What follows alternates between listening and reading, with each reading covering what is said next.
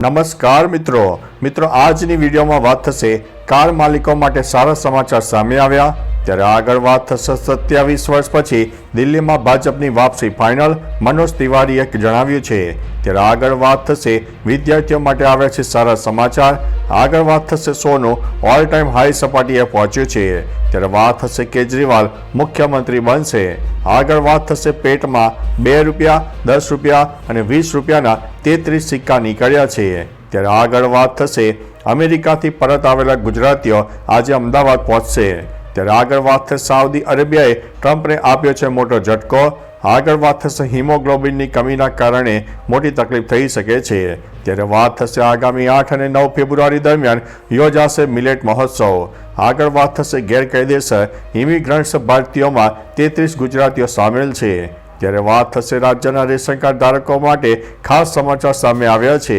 આગળ વાત થશે બ્રાઝિલમાં ભારતીય બ્રીડની ગાય ₹40 કરોડમાં વેચાય છે હવે મિત્રો સમાચારો વિસ્તારથી બ્રાઝિલના મિનાસ ગેરેજના પશુ મેળામાં રેકોર્ડ બન્યો છે ભારતના આંધ્રપ્રદેશ અને તેલંગાણામાં મળનારી નેલ્લોર બ્રિજની ગાય ચર્ચામાં આવી છે વીઆરટીના 19 નામની ગાયનું વજન 1101 કિલોગ્રામ છે જે સામાન્ય ગાય કરતાં બમણું છે અસાધારણ જનીનો અને શારીરિક સુંદરતાના આધારે તે જાણીતી છે આ પહેલા તેણે મિસ સાઉથ અમેરિકાનું ટાઇટલ પણ જીત્યું હતું આ મેળામાં ભારતીય બ્રીડની ગાય ₹40 કરોડ વેચાઈ છે મિત્રો અન્ય મહત્વના સમાચારની વાત કરીએ તો રાજ્યના રેશન કાર્ડ ધારકો માટે ખાસ સમાચાર છે રેશન કાર્ડ ધારકોએ ઈ-કેવાયસી ફરજિયાત કરવા માટે સરકારે જાહેર કર્યું છે જેની છેલ્લી તારીખ 15 ફેબ્રુઆરી છે જેમણે ઈ-કેવાયસી કરાવ્યું નથી તેમને ઝટકો મળી શકે છે ઈ-કેવાયસી ન કરાવેલા રાશન કાર્ડ ધારકોને 15 ફેબ્રુઆરી બાદ રાશનનો જથ્થો મળશે નહીં જો તમે કે તમારા પરિવારનું ઈ-કેવાયસી કરાવ્યું ન હોય તો ફેબ્રુઆરી પહેલાં કરાવી લો આ એક ઇલેક્ટ્રિક પ્રક્રિયા છે જેનાથી સરકાર રેશન કાર્ડ ધારકોને સાચી ઓળખ કરી રહી છે મિત્રો અન્ય મહત્વના સમાચારની વાત કરીએ તો ગેરકાયદેસર ઇમિગ્રન્ટ્સ ભારતીયોમાં 33 ગુજરાતીઓ સામેલ છે અમેરિકાના રાષ્ટ્રપતિ ડોનાલ્ડ ટ્રમ્પની સરકારે અમેરિકામાં રહેતા ગેરકાયદેસર ઇમિગ્રન્ટ વિરુદ્ધ કડક વલણ અપનાવ્યું છે અમેરિકાથી 104 ભારતીયોને પરત મોકલવામાં આવ્યા છે આ ભારતીયોમાં 33 ગુજરાતીઓનો પણ સમાવેશ થાય છે આ લોકોમાં મોટાભાગના લોકો મૂળ મહેસાણા જિલ્લાના રહેવાસી છે હવે અમેરિકાથી ડિપોર્ટ થયેલી મહેસાણાની એક યુવતી પરિવારજનોએ મીડિયા સમક્ષ પોતાની વ્યથા વ્યક્ત કરી હતી મિત્રો અન્ય મહત્વના સમાચારની વાત કરીએ તો આગામી 8 અને 9 ફેબ્રુઆરી દરમિયાન યોજાશે મિલેટ મહોત્સવ ગુજરાત પણ જાડા અને બરછટ અનાજના ઉપયોગ અને વપરાશને પ્રોત્સાહન આપી રહ્યું છે અને તેના ભાગરૂપે મુખ્યમંત્રી ભૂપેન્દ્રભાઈ પટેલના નેતૃત્વમાં આગામી 8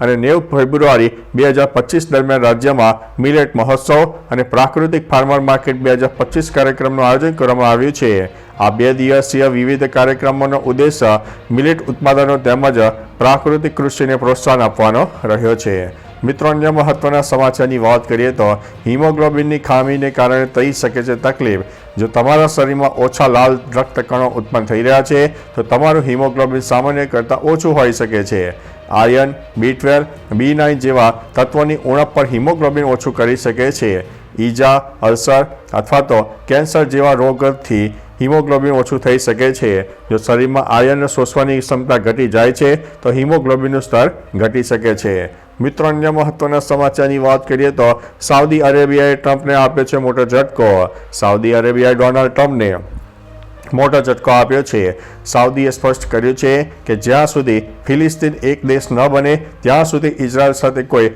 રાજદ્વારી સંબંધો રહેશે નહીં સાઉદી અરેબિયાનું આ નિવેદન એવા સમયે આવ્યો જ્યારે ડોનાલ્ડ ટ્રમ્પે કહ્યું કે તેઓ ઈચ્છે છે કે અમેરિકા ગાઝા પર નિયંત્રણ રાખે અને ગાઝામાંથી વિસ્થાપિત લોકોને ગાઝાની બહાર વસાવવામાં આવે મિત્રો અન્ય મહત્વના સમાચારની વાત કરીએ તો અમેરિકાથી પરત આવેલા ગુજરાતીઓ અમદાવાદ પહોંચશે ટ્રમ્પ નીતિના કારણે અમેરિકાથી પરત આવેલા ગુજરાતીઓ ભારત પહોંચી ગયા છે હવે તેઓ આજે અમદાવાદ એરપોર્ટ ઉપર આવશે અમદાવાદ એરપોર્ટ પર અમેરિકાથી પરત આવનારા ગુજરાતીઓની પોલીસ નોંધણી કરશે આગામી સમયમાં આ પ્રવાસીઓની વધુ પૂછપરછ હાથ ધરાશે પોલીસને પૂછપરછમાં ગુનાહિત પ્રવૃત્તિ જણાશે તો કાયદેસરની કાર્યવાહી કરવામાં આવશે મિત્રો અન્ય મહત્વના સમાચારની વાત કરીએ તો પેટમાં 2 રૂપિયા, 10 રૂપિયા અને 20 રૂપિયાના 33 સિક્કા મળી આવ્યા છે.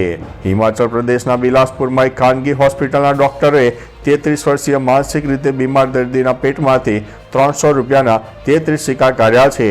પેટમાં દુખાવો થતા યુવાનને હોસ્પિટલમાં લાવેલા હતા. એન્ડોસ્કોપીમાં પેટમાં સિક્કા હોવાનું જાણવા મળ્યું છે. ડોક્ટરે કહ્યું કે ઓપરેશન વખતે રૂપિયા 2, 10 અને 20ના સિક્કા કાઢ્યા છે.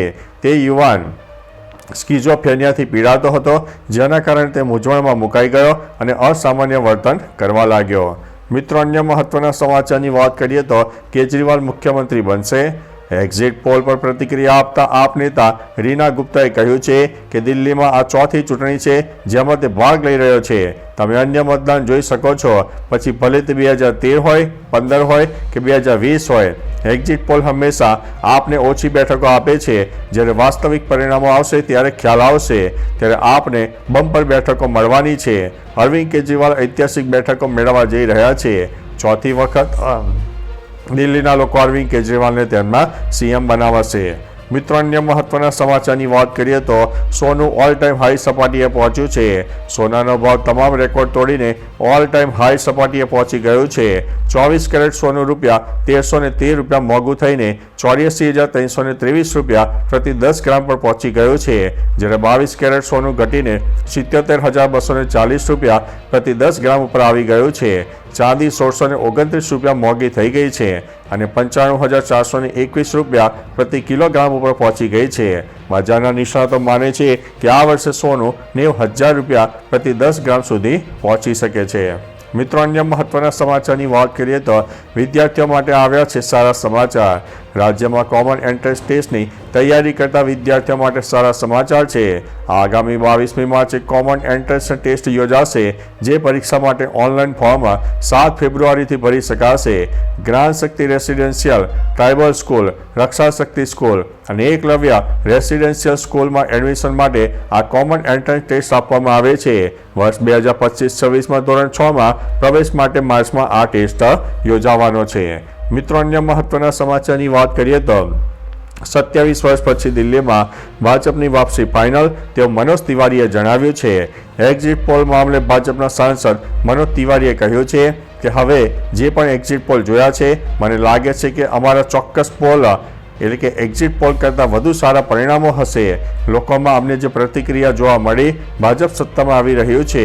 આ 27 વર્ષ પછી ભાજપ સત્તામાં આવશે. હું દિલ્હીના લોકોનો આભાર માનું છું. મિત્રો અન્ય મહત્વના સમાચારની વાત કરીએ તો કાર માલિકો માટે સારા સમાચાર સામે આવ્યા છે. કેન્દ્ર સરકાર રાષ્ટ્રીય ધોરીમાર્ગો પર વારંવાર મુસાફરી કરતા ખાનગી કાર માલિકોને સારા સમાચાર આપવા જઈ રહી છે. ખાસ કે તેમના માટે વાર્ષિક 3,000 રૂપિયા અને 15 વર્ષ માટે 30,000 રૂપિયામાં પાસ લાવશે, જે રકમ એક જ વાર ચૂકવવી પડશે. આની મદદથી તમે દેશના કોઈ પણ રાષ્ટ્રીય ધોરીમાર્ગ ઉપર ગમે તેટલી વાર મુસાફરી કરી શકશો.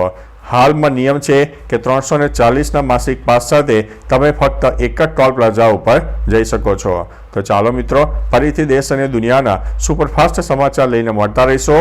ત્યાં સુધી અમને રજા આપશો. નમસ્તે.